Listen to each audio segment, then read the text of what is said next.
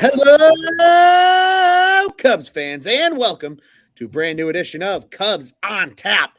I am Ron Luce. He is the Juice Man. We are back after a winning series against the Cardinals. FTC as always, baby. It's Sunday Fun Day. Juice, how you doing, buddy? Nice. Doing well, relaxed. We're talking about it in a little pre-show, talking about what we did over the weekend.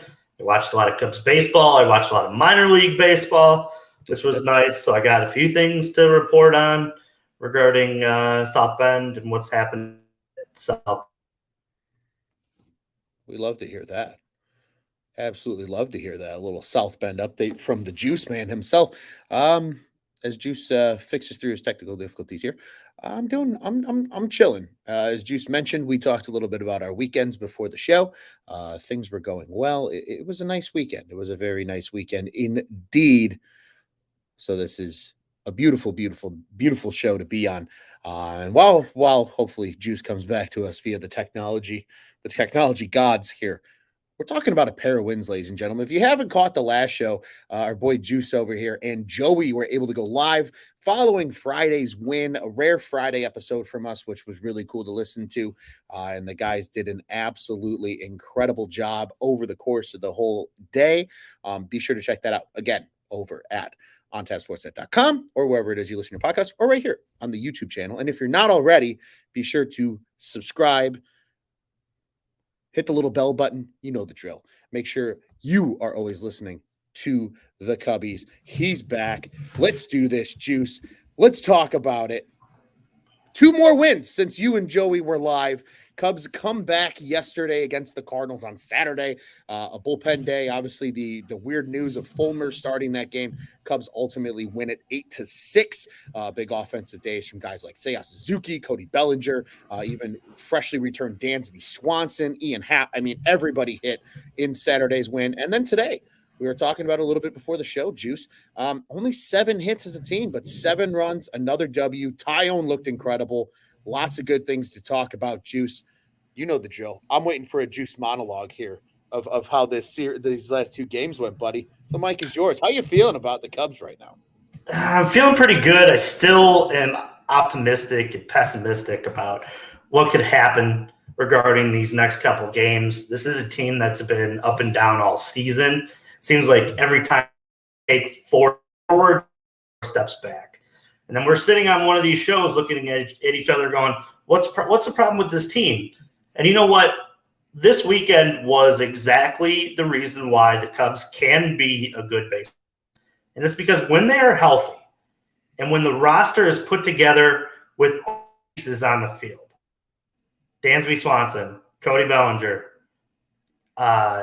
Ian Happ, Seiya Suzuki coming through and some runs as well, getting in on the score, and Nico Horner at the top too. They have a lot of guys that do plus stuff that can win you baseball games. The problem is Dansby Swanson's been out, Cody Bellinger's been out. It's been a lot of those moments where you look up and you're like, man, like if one injury doesn't happen, where could this Cubs team be? There was a glaring hole in this lineup over the course of that Cody Bellinger out, performance. Mm-hmm. They were more or less trying to stay afloat. And it seems like now things have maybe turned, but the problem is that I may be too late for me to buy in on the fact that like they're going to be buyers or hard buyers where they give up big pieces of their prospect pool, because we have to remember that a lot of the prospects that they have at these levels are very young. When they're about to buy, it's hard to evaluate those younger prospects because they have less time in the system. You've seen less. They're younger. They have more kinks to iron out. And yeah, I want to be a buyer too, but I also don't want to be the team that trades away, a Fernando Tatis Jr. like we watched on the South Side. At 18-year-old talent that turns into a game-changing player somewhere else. And while I want them to buy so bad, in this weekend was it doesn't help my argument that they should sell. Fair. But you know what does is the fact that to win the division, they probably got to get to 87 wins. From now today, they have to go 39-24 to do that. Do you think this team can go 24 over the course of these next 63 games? I'm iffy. I'm really iffy. And it's not that I don't want them, to go in and sign Cody Bellinger to an extension. I just don't think that that's going to be a possibility because he's a Boris clone. I think Boris is going to make sure he hits free agency. And these games are such a teaser because it's like when this team was healthy and playing at the level of talent like Jameson Taillon today, how was he for 6 innings? If you got that Jameson Taillon the whole year, where's this team? If you got a healthy Cody Bellinger this whole year, where's this team? If Drew Smyly hasn't been up and down, where's this team at? And it just hurts because I start going back to the series against Houston, against, the one time that they should have swept the team, but ended up, giving up the getaway game and only won 2 out of 3 opposed to winning, the 3-game set and sweeping the 3-game set. Like that's the series with the Nationals where they had a 4-game set in Washington and they only won 1 of the games. It's those tweener ones that all pile up. And when you look at this team, if they win any of those, they're looking at way less of that 39-24 number that they have to go. And yeah, I get it. The schedule's very, very easy over the course of this next couple. But the Cubs are also not talented enough, I think, to look at those teams as, they should blow them out of the water. The Cubs just don't have the horses yet to fully expect to win over and over and over every series. They have to have a lot go right, and they have to have all these guys healthy and definitely contributing. And the problem is that I think it always is going to come back to the fact that they're 1 third baseman away, they're 1 starter away, and they're 1 third baseman away as well. There are 2 corner infielders and a starting pitcher, and maybe 1 more bullpen arm away. And that look at this team, and I'm like, I don't know if I personally can justify buy. But hey, I'm going to ride this thing just with the rest of us, and I hope that there is some type of silver lining because there's got to be guys like Cody Bellinger and Marcus Stroman that you look at and you say, I either got to figure out a way to trade them for replacements to replace that output, or I need to think about, extending either one of those. And that's the question where this team is at right now, because it's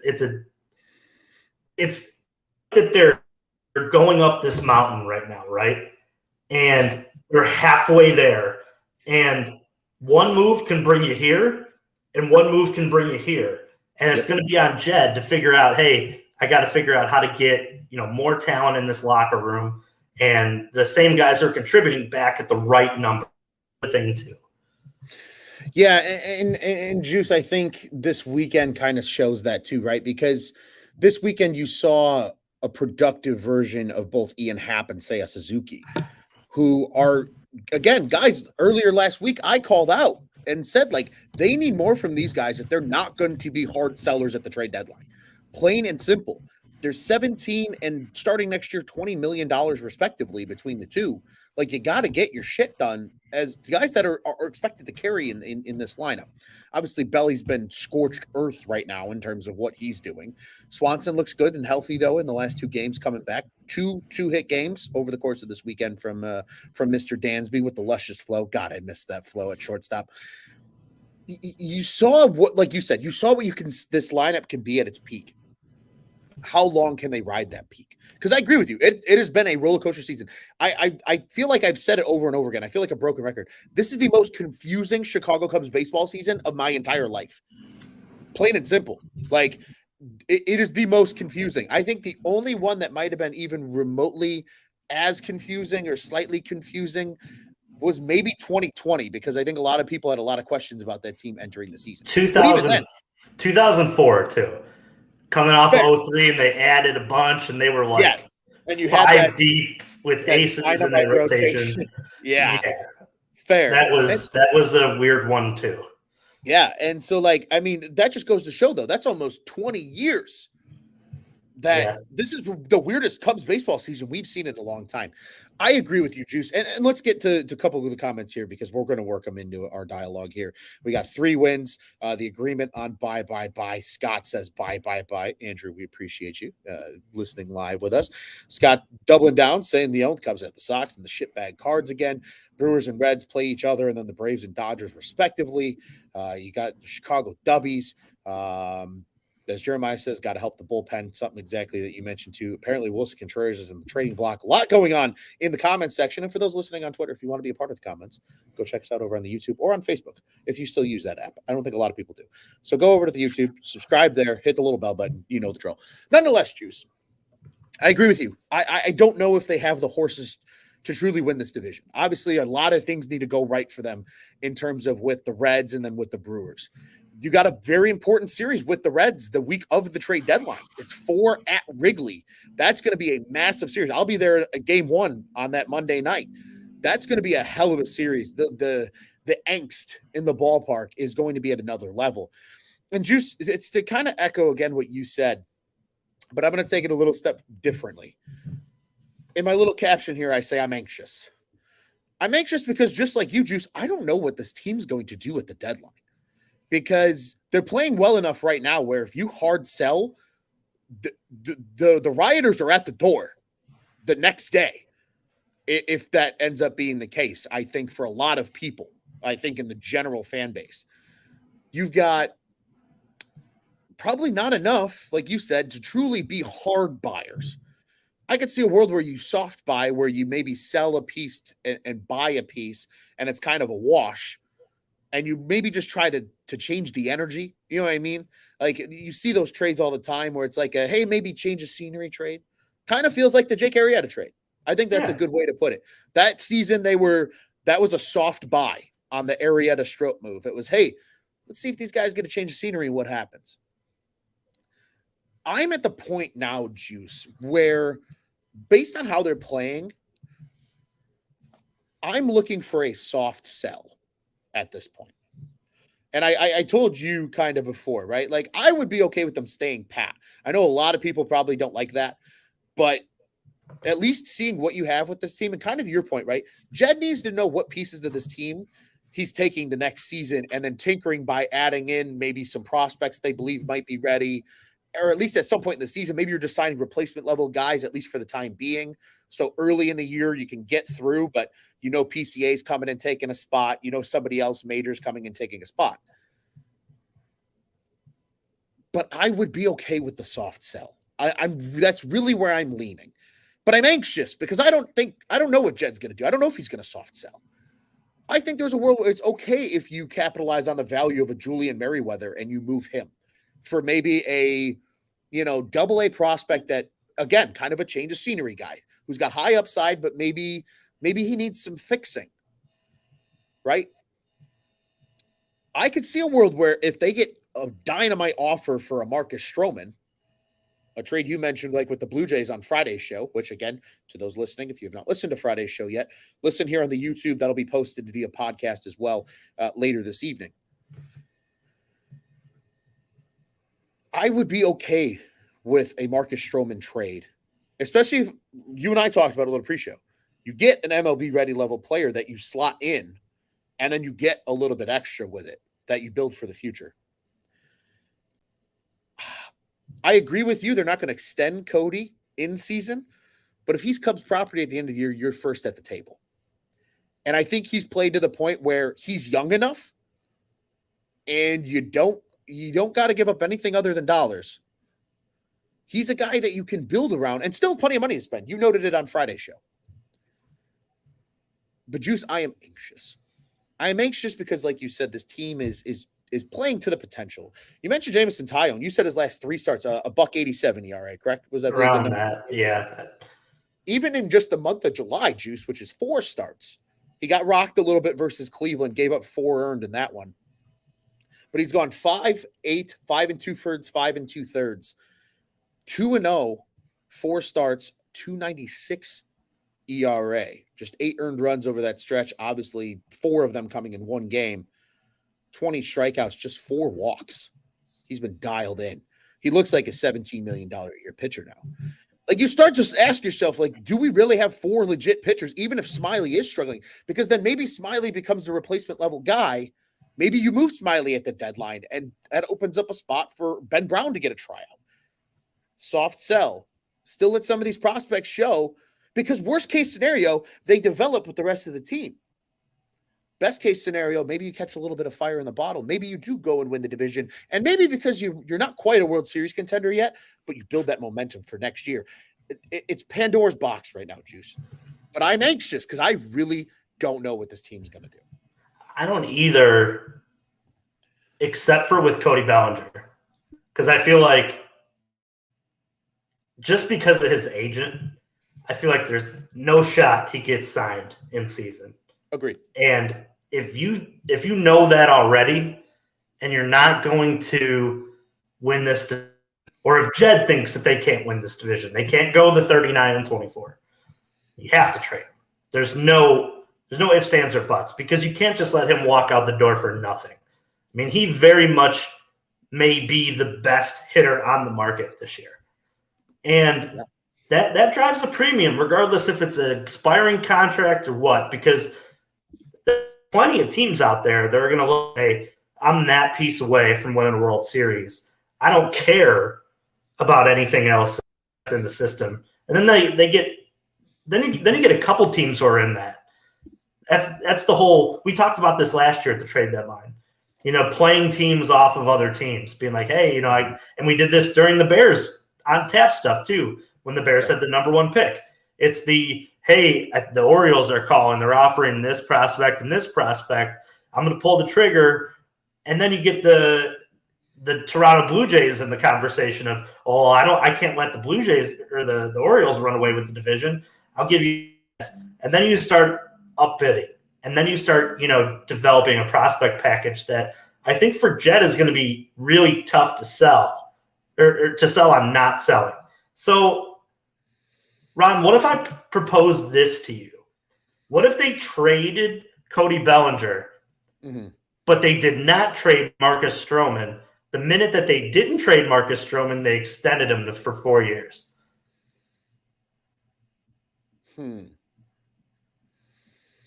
See, you're playing my love for Marcus Stroman against. No, I'm not. I'm playing the idea of your soft sell by saying, yeah, I'm going to sell. What if it's Belly the other way? I think that's okay. If I feel like the Cubs have to be at the table for Bellinger and free agency. But that's my opinion on all of this. I think no matter what happens in the next 2 weeks, the Cubs are going to be at the table for Cody Bellinger. They can't not be. They have the same needs. They have the same positional, question marks. Cody Bellinger, I think, will be given an offer this offseason by the Cubs. I would almost bet it. I'm very confident in that. That's bold. But think about it, though. The Cubs are close to – they may even be dead last at this point. But the last time I looked, they were 29th in left-handed power. That means home runs from the left side. They are 29th. There are teams that are towards the top of their divisions with massive left-handed power. The Cubs don't have much of it. Ian Happ, they paid for, type of production, but I don't think they're ever going to get 30 to 40 home runs out of Ian Happ.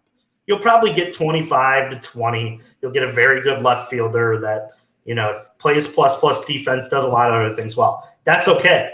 But then you have to supplement the other way. You got to find a 40 home run guy. And my thing is I think that they truly do the best for I talked about it on last show that we were on, which was 2 days ago. The Cubs are very good at when they do these trades, they are arm in arm with the player, letting him know, hey, where do you want to go? What fits you? We can make this work for you. I think that if they set a nice baseline with Cody saying, hey, listen, where do you want to go? What would you like to do? Because I know at the end of this, I'm calling your agent the minute I can, and you are my first call. And I need you back because this team works with him in the lineup. And I think Jed knows it. The problem is that Cody's not the problem. The problem is that they don't have a set first baseman. Their center fielder of the future is probably a year out still, maybe half a year in PCA, and they don't have a third baseman. They just don't. They've worked in Mastroboni and Madrigal, and Wisdom's been fine for like a short spurts, but that third base needs to be, for a guy like a Chapman, like a Matt Chapman, or like a Jose Ramirez. Like those guys are your power middle of the order thumpers. And that's just not what they have on this roster. So what if they're able to address those needs for a third baseman that is close to the major league level and be the first at the door to Cody Bellinger and say, hey, listen, we knew how much you loved playing here this year. Come back. We will offer whatever Boris wants us to pay because we're the Cubs and we can do that. And we're going to buy a couple bullpen arms. We'll look at our starting pitching infrastructure. And if we got to get a guy, we'll get a guy. Or we'll, rely on Hayden Wisniewski's and Ben Browns and guys that are coming up to fill that void. The Cubs are so exciting to me right now because they're so damn close. Like I look at this team and I almost want to guarantee that next year they're going to make the playoffs. I don't know the moves yet, but I'm going to say right now, going into this coming next year, I haven't been more confident that they were going to make the playoffs since 2016 going into next year. I truly look at the system where it's at, the pitching infrastructure, the money that they're going to have to spend, and the way that the free agent market could play out for them. I think that next year is the year to pull the trigger and make that next jump because the division is still going to be wide open. And the Cubs are going to have more money to spend, another year of expectation and evaluation on their minor league talent. It's just, this is why I am so sold into selling because I just don't see them hitting that 39 and 24 number that we talked about to begin the show. And it's not anything that I think they'll be close. If you're not going to win it this year, you need to make moves to win it next year. And if he's not going to sign, they have to. They gotta find a way to bring him back. That's just Cody Bellinger needs to be number one priority this offseason and then some. But I don't know. I do like your soft sell idea though, Ron. I do. I wouldn't hate it either. But I'm at a point where I'm just, like you said, we're kind of stuck. Yeah. And I think with Jed too, like you mentioned, you kind of have to look at the free agent class and kind of what's available, right? Because the third base market isn't atrocious by any stretch. Alex Bregman leads that crowd. And now he's probably there's a chance he gets paid by the Astros and whatever, but it's not an atrocious free agent class, coming up here in the not so distant future. Right. And if we're thinking about, what's coming this off season, I mean, there's some pretty good free agents. Obviously, Shohei Ohtani leads the crowd, and he's going to be the big fish. He's going to be the big player. But Julio Urias, I totally butchered that name. Jesus H. That's right. Aaron Nola is certainly a name that people Sonny are going to Gray. keep. Yeah, Sonny Gray, Matt Chapman is a part of this list. I mean, the list goes on and on. It's a decent free agent class where I think they have to sit here and like you said, right? Belly's probably the best bat that's not named Shohei Ohtani on the free agent market going into next season. There is going to be a premium dollar for him. And Jeremiah agreeing to the earlier question that you proposed, but he's saying Belly might pull a top 30. Belly pulls 2 top 30 prospects, and one of them's in the top 10. He's the hottest player in baseball right now. It's going to be a bidding war. Like you said, if you do put him up for sale, it's going to be a bidding war. I think that almost makes your piece of logic, Juice, with the keep Stroman and extend him immediately after or at the deadline effectively and say we're not trading him, and you move Belly. He brings you a lot back. And like you said, maybe if they are first at the table and they're truly going to spend, like Jeremiah says, Tom Ricketts said, we're going to buy.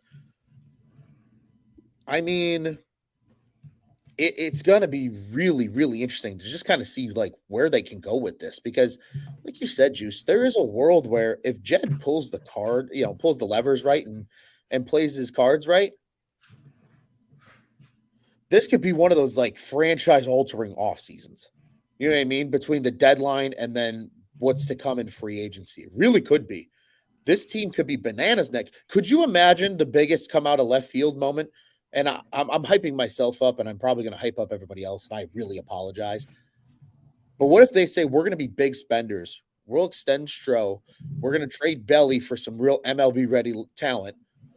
We're going to bring him back on a really good dollar.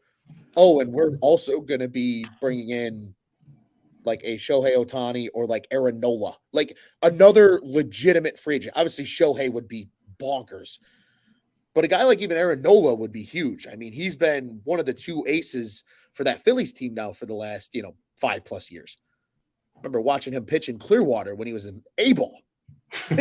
Like, it's been a hot minute. I haven't been to the Clearwater area in like 10 years. So it's been a minute. I'm really, again, Juice, I'm anxious, like, because there are so many different directions. And you know what? As fun as it is to, hypothesize and dive in and go down that rabbit hole of what they're going to do, sometimes I just wish we knew what they were going to do, because at least you can mentally prepare yourself for the deadline, right? Last year, we had the hunch. We knew they were going to sell in some capacity. We wanted to just see like what it ended up being with Wilson and with Hap, if they were going to get dealt. They didn't. And then obviously Willie walks and that whole shenanigan. But then you extend Ian. You extend a player that you deemed a part of your core.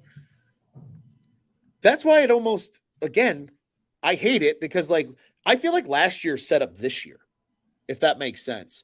Because they didn't hard sell for what was the best or just the available package for Ian Happ and Wilson Contreras. Was that the market telling them that those guys weren't worth it to anybody to like really pay for them?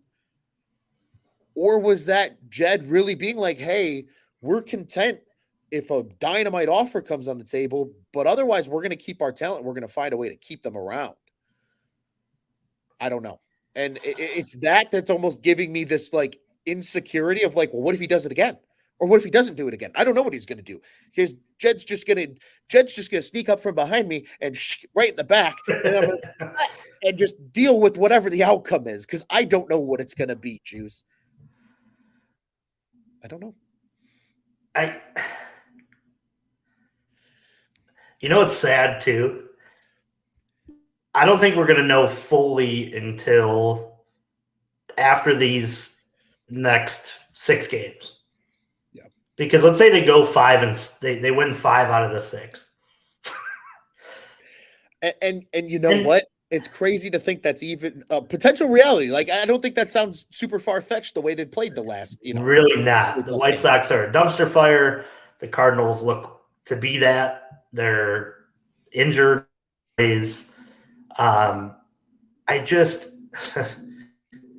like there's a lot going their way too, since the Reds and Brewers play each other. We've talked about that as well. They're going to be gaining ground as long as they win on somebody. That's it's so hard to sit here. This is why, and I said at the beginning of the show, I wish they won more earlier. I really do. I wish that they closed games out.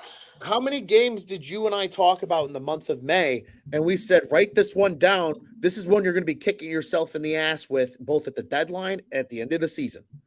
Yeah, it's You and I counted what? At least 6 of them. there were 6 before July Ooh. and end of June in a lot of ways, because I don't think we've gone to that number since mid-June. But I don't know, man. I was thinking about this too. You know, you were talking about Ian Happ and Wilson Contreras and how they didn't sell. They ended up just taking the comp pick and re-signing, Ian Happ and this whole. But do you feel that they're more likely to trade, given what happens over the course of this next week, because they didn't trade big last year? So really, they didn't bring in a huge name that you would say, they brought in Hayden Wisniewski, but years ago, they brought back, the big prospect names that we're talking about. They're in the system. They're in, the top 100. And my thing starts to think, are they more likely to trade because they've gone 2 years in a row without adding, huge prospect capital back, opposed to the draft and these onesie-twosie deals that were last year? Do you think that plays any in where they're at as well? Yeah. I mean, I think it certainly could. Yeah, that is the thing, right? It feels like the cupboard was so bare to an extent at one point that you had to go get the talent. And like you said, that 2021 that return was fantastic. You look at their top prospect rankings right now, you got 2 of your top 4 prospects in that crazy sell-off. Right? You got, PCA from the Mets. You got the boy down in your backyard, Mr. Alcantara from the Yankees. It's crazy to think that he wasn't even potentially the best player in that deal at that time. Yeah, right. That Pino kid was supposedly so good. And to add to that, Ron, I think that Alexander Canario was well on that way prior to the injury. Yeah. Yeah. And I think he's on his way back. I think he's a guy that we could see down the stretch here if he gets into a nice little groove now that he's back from injury. Obviously, a lot of things need to go right, but he's been with 3 teams already this year, Juice. He started in rookie ball for 7 games, looked really good, was incredibly solid. A 619 slug, a 1,042 OPS. He dominated. Goes to your backyard in South Bend for 10 games. Looks pretty good. He, not great, but better. 650 guy. He's a little lesser. Lots of Ks right now going on. And now at Iowa, he's struggling. So yeah, you would hope he's back soon. Maybe we do see him if he gets hot. Who knows? I don't know what's going to happen. I think it really was, though, Juice, just like the cupboard truly was bare. And they got it. And again, I think that's why this deadline, though, can be so interesting. Because if teams aren't looking to go bananas and maybe they're like, hey, we're going to have to let a couple more guys go. So we want to keep our cheap prospects coming into next season. If they're going to go for a guy like Shohei Ohtani, maybe that influences the market. Maybe then, like you said, maybe Jet doesn't get that deal that he wanted for one of those 2 guys. You brought that up on Friday's show, and they just don't trade them. It's going to be so fascinating. But Juice, I want to talk about 2 more things before we look ahead now to the next set of games. I have a question for you, and then I want to talk the prospect stuff with you because you said you got some good juice from us. The prospect juice. This will be a new Sunday segment from you, my friend. With this Cubs team right now, with this upcoming stretch, because I know we've alluded to the upcoming stretch. I don't think we haven't dove in it deep enough with this upcoming stretch. 2 with the White Sox, 4 with the Cardinals on the road. But I brought it up, I believe, on the show with Nick a few days ago. They don't really leave Chicago anytime soon until almost mid-August, early to mid-August the next time they really leave the Midwest, right? St. Louis is a puddle jumper flight. South side is just a couple extra miles south of Wrigley. Like you mentioned earlier, if they go 5-1 or 4-2 on this trip, like if they split with the Sox, pray to God that doesn't happen, or and then take the series against St. Louis 3-4 again, or if they sweep the Sox and maybe you split with St. Louis, whatever, you come back to Wrigley for 7 games. Now, granted, 3 of those are against the Braves, but maybe Dansby puts on the Superman cape that weekend. How cool would that be? I would enjoy that. And you make up ground on the Reds in this division because of 4 games with them, and maybe try to expose them a little bit and take advantage of that with the hot team. Juice, I want to know your thoughts, about what you're expecting for the upcoming 6 here, but how do you think, that essentially sets them up for afterwards? Trade deadline aside, obviously that is the elephant in the room right now.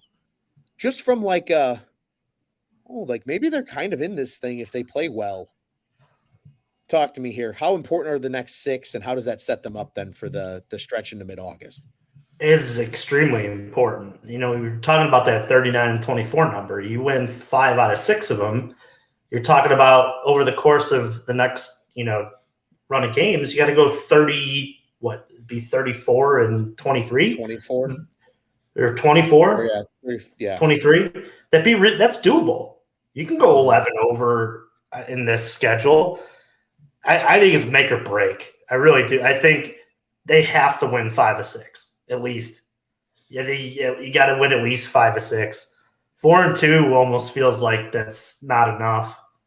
And I know that's a tough spot to be in, but you're talking about a Cardinal team that we watched this weekend that just is in shambles. I mean, they don't play very good baseball, and they're hurt. They're all over the place. That wasn't a Cardinal team that any of those games this weekend. Looking at them was like any of those days. I'm not scared of this team.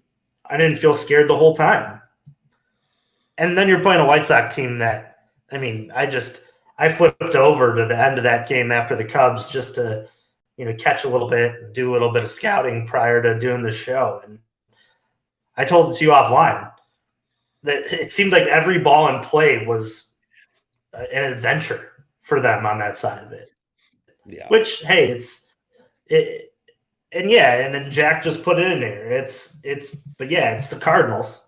Yeah, I know it's the Cardinals, but these aren't the Cardinals of the yesteryears that you feel like they have that voodoo magic all the time. Those are very winnable games. They could easily win these 2 against the White Sox and go 3 or 4 again, and that number comes into play. That 39 number is much into play if that's the case. So, yeah, I 100% think that these are make or break. And to me, it's all about, take this off day tomorrow, get rested, and be ready for just a full sprint. Because if you truly, as a fan, believe that they can go 39-24, and you keep saying it over the course of these next couple shows, it's a sprint. They're going to have to win a lot of baseball games. And there's a lot of winnable games out there. I see why people can make the argument that this team isn't out of it. I see it. I'm at the point where I'm like, I don't want to hear it. Just show me. Show me that you can go 39-24 and win the division. Show me.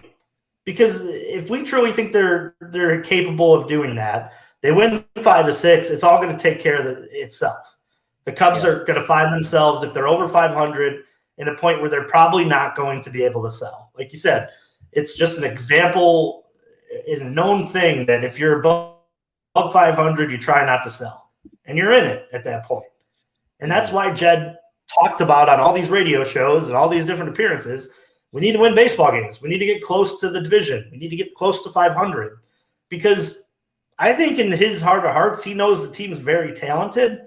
And he would love to buy. He'd love to be at the table bringing in pieces that other teams don't want. It's easy to be in that spot. It's easy to go to a team and go, hey, I really like this third baseman that you got. What do you want for him? I got these guys. These are my untouchables. Anything off of this, anything out of these two, that's easy to do. You know what the hard thing is to do? It's to be the seller and to be like, man, I know that A, I'm giving up a player that everybody loves, and B, that next guy through the door that I bring in has got to be plus because I have to be the guy that said, yeah, we looked at him. We did our homework on this guy. He's in AAA or he's in AA or he's in high A, and he's going to be the next great player for us. That's difficult. That's very difficult to do. Projecting players over buying known commodities, that's easy. You know, it's not. But I'm going to tell you what, man. These next 5. Go win 5 out of 6 of them. And I'll change my team. I'm challenging the team right now. Win 5 out of 6. And I'll get on this show next week prior to the end of the Cardinal series on next Sunday. And I'll hand up and say I was wrong and we should be buying. Until this week is over, I'm gonna sit cleanly I think that they're probably going to sell. Yeah.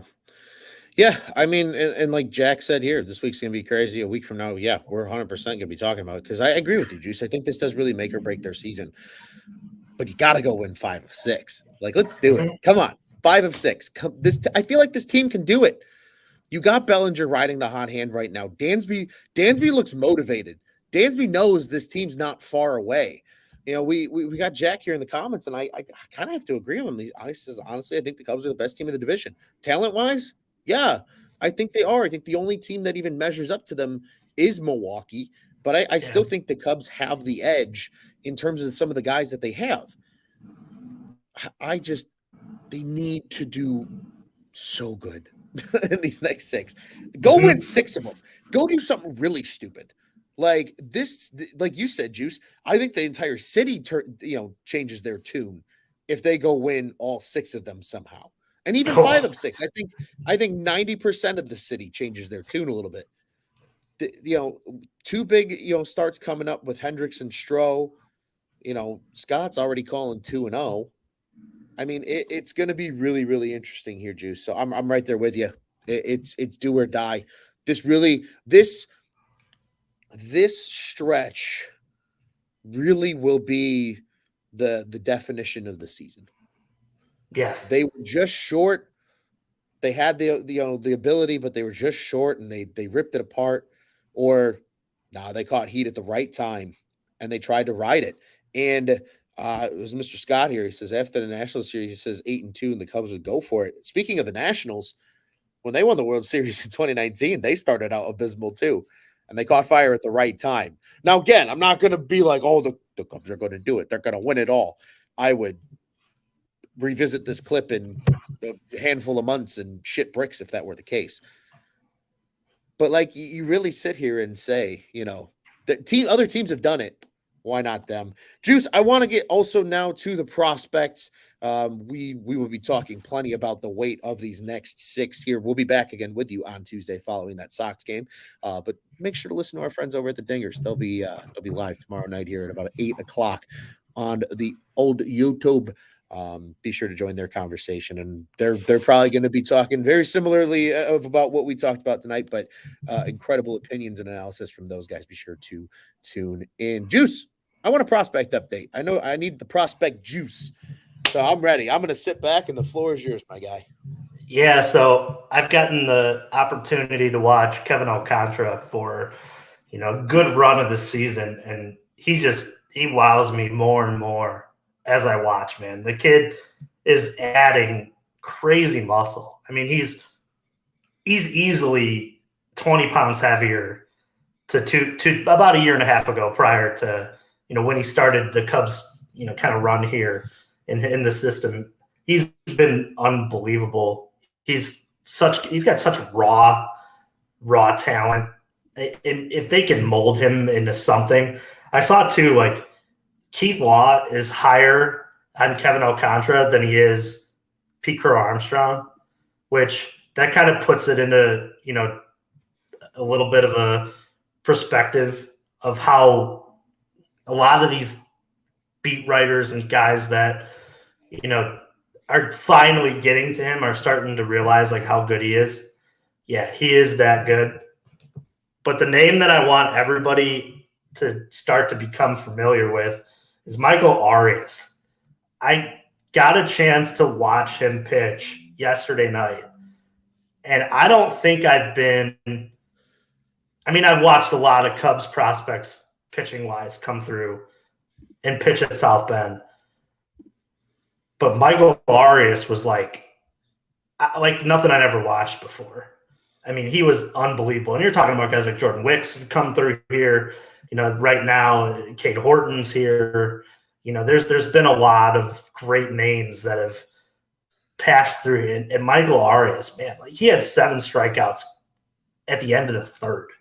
Like that's how freaking good this guy looked the other night. Unbelievable stuff. Just, oh man, like I think that we're looking at a candidate who could move quickly through the system.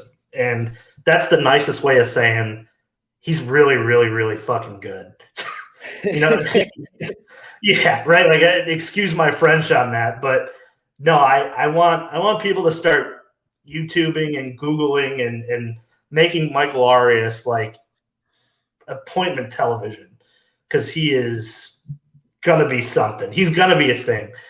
And it's just like it speaks so much to the Cubs on like how great that pitch lab and the scouting department's done at finding talent within anywhere.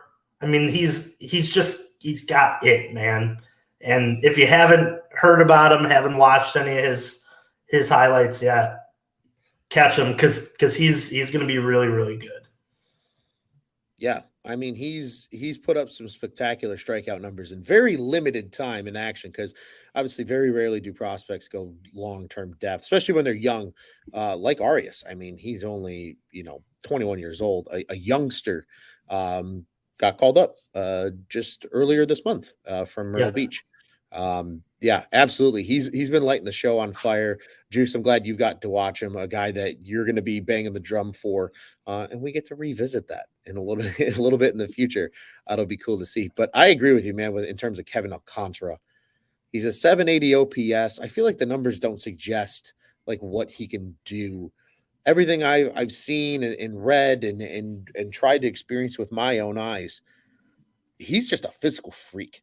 He doesn't look like a baseball player. He just doesn't. He really doesn't. If he were to walk up to you on the street, baseball would be the last sport that you pick that he plays.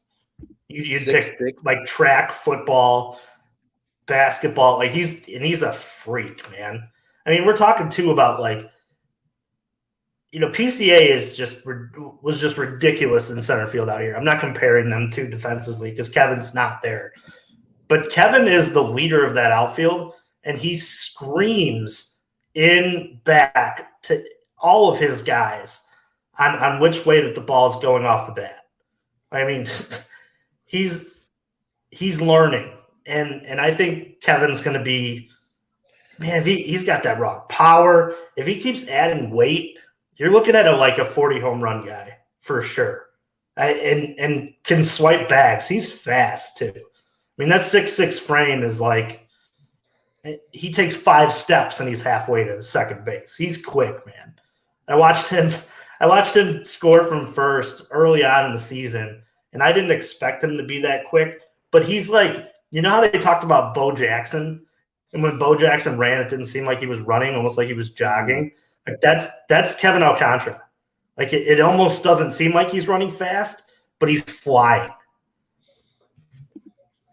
Yeah, he's nuts, man. He's going to be a lot of fun to watch. I'm hoping to get down to your neck of the woods at some point. Hopefully, we'll see if it happens, but we're certainly hoping for it. If not, definitely at the beginning of next season. But yeah, man, he's like you said, man. Again, tying it all back, I'm anxious. I don't know where this Cubs team's going. There's so many questions and so much like prospect excitement, but there's opportunity and and talent at the major league level, like this team's kind of fun, but I'm anxious. I don't know what's going to happen. Juice, any other last tidbits from the prospect pool before we go ahead and look forward to the White Sox series? No, no more prospect pool. Although I'll have more to talk about because I think they're home again real soon. So I'll have plenty more games to watch. We absolutely love that, and we will be checking back with the prospect juice because I truly enjoyed the name of that new segment we have created. Juice, as we mentioned, Cubs have a well-needed off day on Monday. Again, tune in with our friends here at Dingers because you have no Cubs baseball to watch. So why not watch our friends over the Dingers podcast? We'll be back after Tuesday's game for Game 1 against the Chicago White Sox.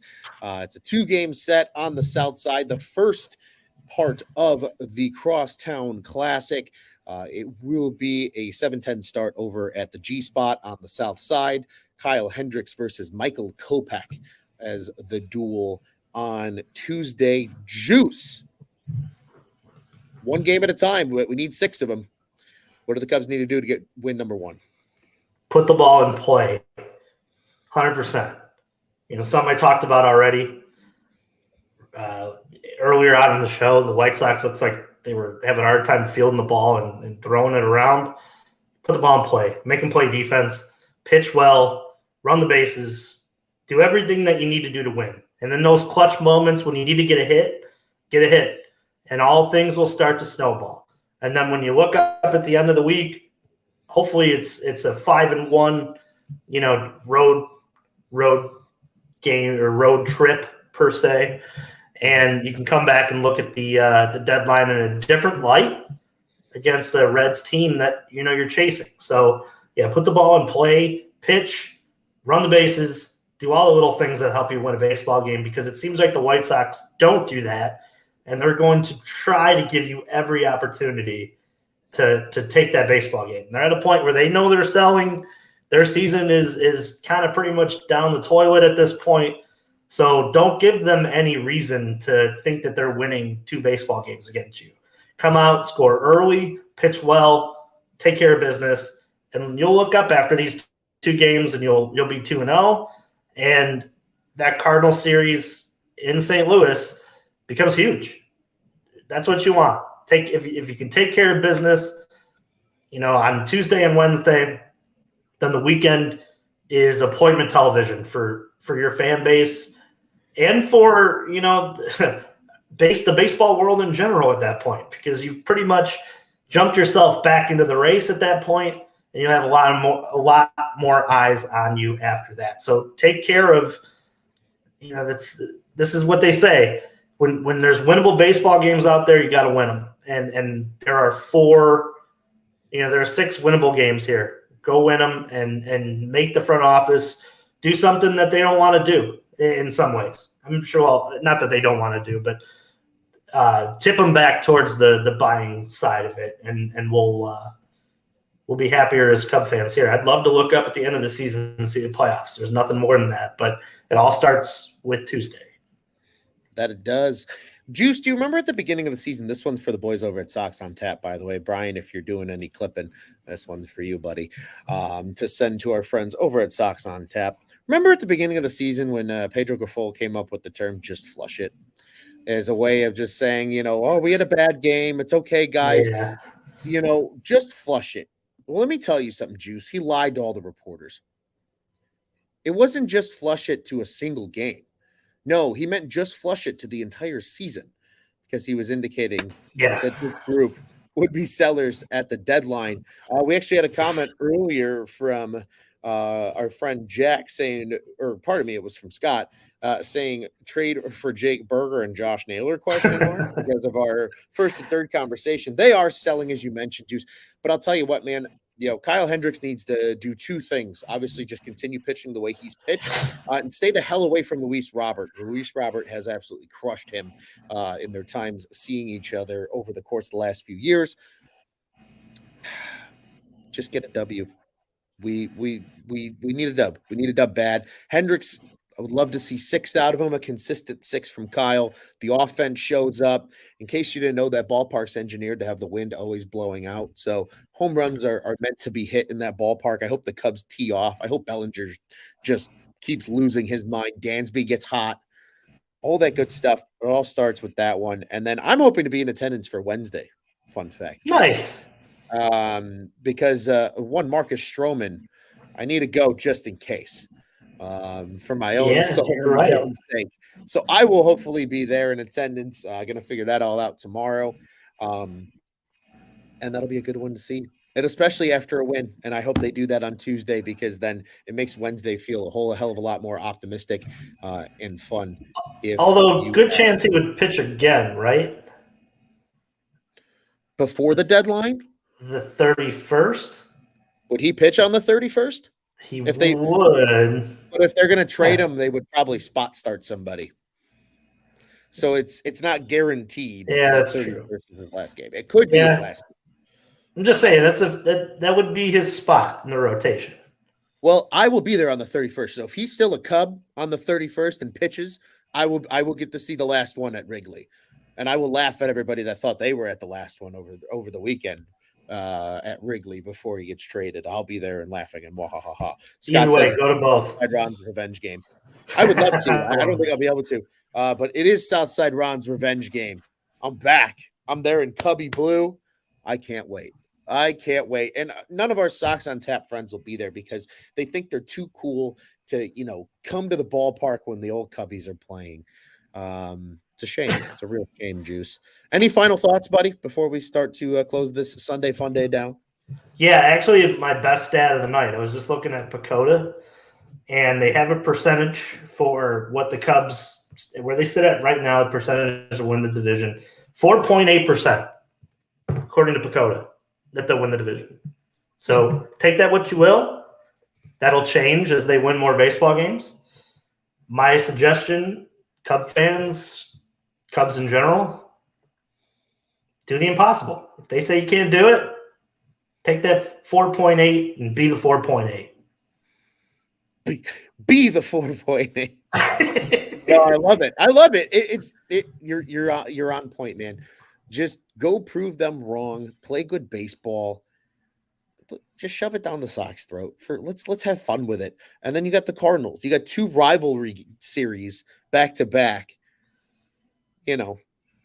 Albeit what it is. The only reason it's a rivalry, it's geographic. I hope I get chewed out by Sox fans. It would make my Monday. And your season's on the line. If you can't get up to play this week, you should just retire. Yeah. I'm there with you, man. I'm there with you. It's going to be good baseball. And again, we will be back Tuesday with you following that game. Dingers tomorrow. And as always, obviously, you just heard both of them.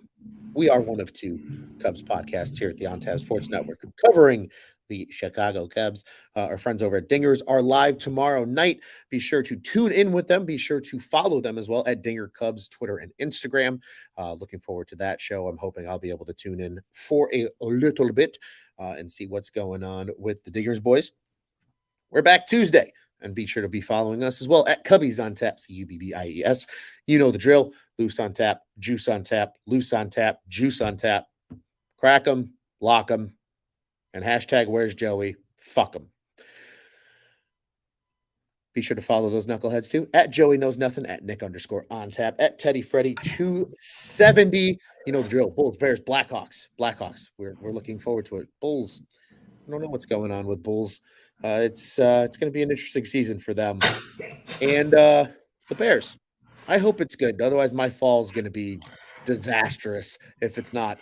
And you can catch Juice and I over there at Bears on Tap. So again, be sure to be following all those shows as well. And again, if you got friends that like the Sox like we unfortunately do, send your friends to our friends over at Sox on Tap, as they do a great job covering the boys at 35th and Shields. OnTapSportsNet.com, at OnTap Sportsnet on social media, the OnTap Sports Network. Go ahead and check out what's on tap in Chicago sports. Juice, it's always a pleasure, buddy. The Juice and Luce show back after a very long hiatus. It was a little too long, my friend. Glad we were able to do this on a Sunday fun day. We're hitting you right with a nice hour mark to open up your week. We appreciate all of you for joining us in the comment section. If you listened along live and didn't get to participate in the comment section, again, subscribe to the YouTube, hit that dinger, little bell button, and you'll know when all of our shows go live over here at On Tap Sportsnet. Juice, buddy, what do you say? We get out here the only way we know how at Cubs on Tap? FTC, baby, FTC. Yeah, fuck the Sox too this week, and let's go Cubbies.